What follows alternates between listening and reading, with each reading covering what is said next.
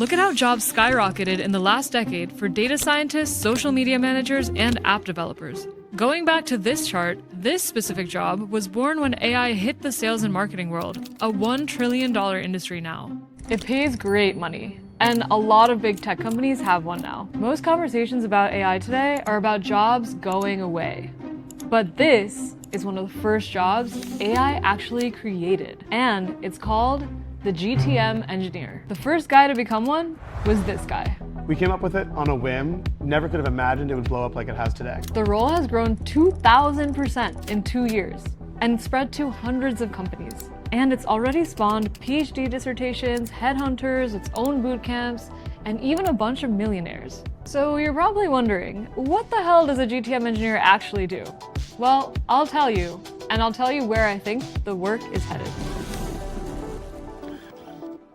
Every business that has ever existed has had the same problem. Find the people who will buy your thing. So traditional sales was like rubbing two sticks together to try and make a fire. People were still doing things manually. And if you've never done sales, you have no idea how much invisible work it takes. Because before a salesperson can pick up the phone or write an email, they have to do hours of slogging. And once they finally find the right person, it doesn't stop there. Because now they actually have to write the email, follow up, and constantly keep tabs on this person. Now, imagine doing that 1,000 times with your paycheck writing on it. That's why most salespeople end up spending most of their time not selling, but researching. For 100 years, that was just the cost of doing business.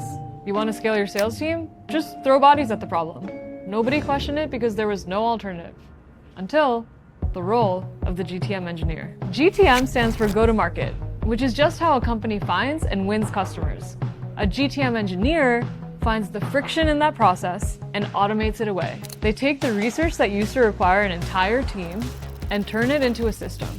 And the humans get to focus on what they are uniquely good at. For example, a GTM engineer might build a system that sends reps a daily digest of all the relevant news on their accounts, or one that makes personalized slide decks summarizing a customer's activity for their quarterly business reviews. Software can now do the grunt work, but somebody still has to build the machine. And the story of who that person is starts, weirdly, with a company drowning. Now, full transparency, I work at the company that created the GTM engineering job. But the job has become way bigger than us, and frankly, at this point, it's tool agnostic. Clay is worth around $6 billion now, but when it started, it was a tiny startup with a good problem to have. No salespeople, and a lot of people wanting to buy. Yeah, so we had a flood of interest, right? I was taking way too many calls a week, between 35 to 45. So, instead of grinding through it, Yash did what engineers do best. He automated himself, and his first build was an inbound form with just one question.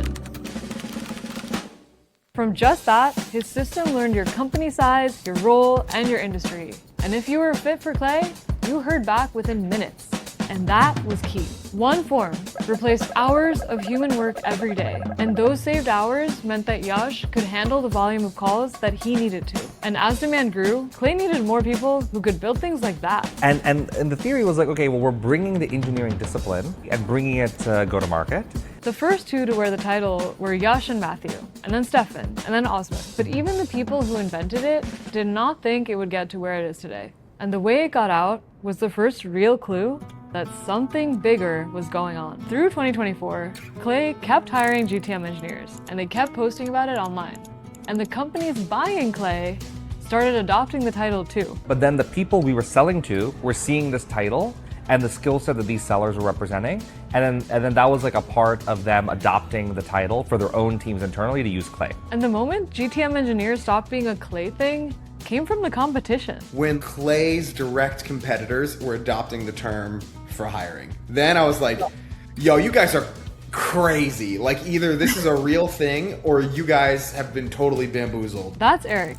He created Growth Engine X, which was the earliest GTME agency focused on outbound email. He tells us half the companies hiring for the role had no idea where it even came from.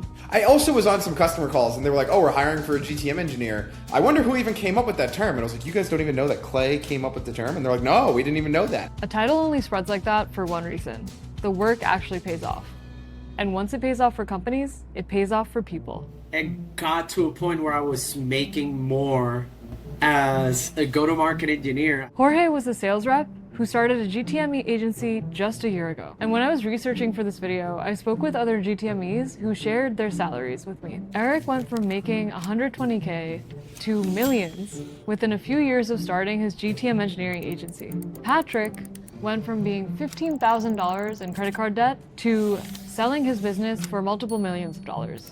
Michelle started off making a couple thousand euros a month and now makes 6 million euros a year. But the most shocking thing has been seeing people all over the world completely rebuilding their entire lives around GTM engineering. We've watched this exact movie before.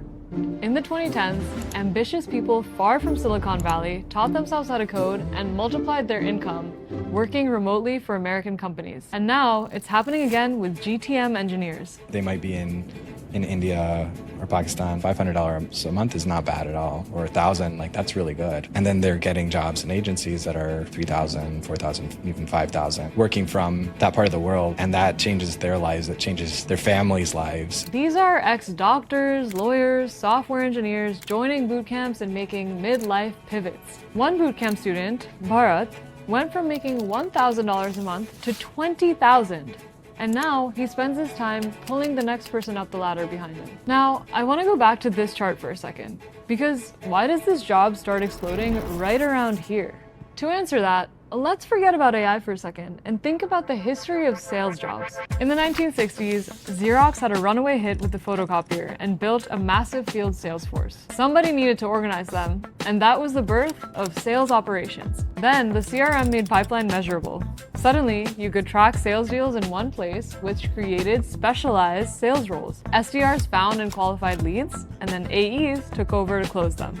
And just a few years ago, the third wave started. The most important sales intel often lives in words, whether it's emails, calls, job postings, social media posts. And now we finally have AI agents that can read and reason on top of that. AI has allowed us to turn language into structured data in a way that works for GTM. That ushered in the right conditions for GTM engineering to spread, especially now that it's so much easier to code. Claude Code is a biblical experience because God spoke the world into existence, and now you can speak code into existence. And now that the world's fastest growing companies have their own GTMEs, anyone that wants to compete has to keep up. The winners are going to be separated by just who can run the most experiments the fastest and learn the fastest as well too. I think every company will adopt GTM engineering. I think every company will move in this direction. You're now turning GTM into something that looks more like a software development lifecycle.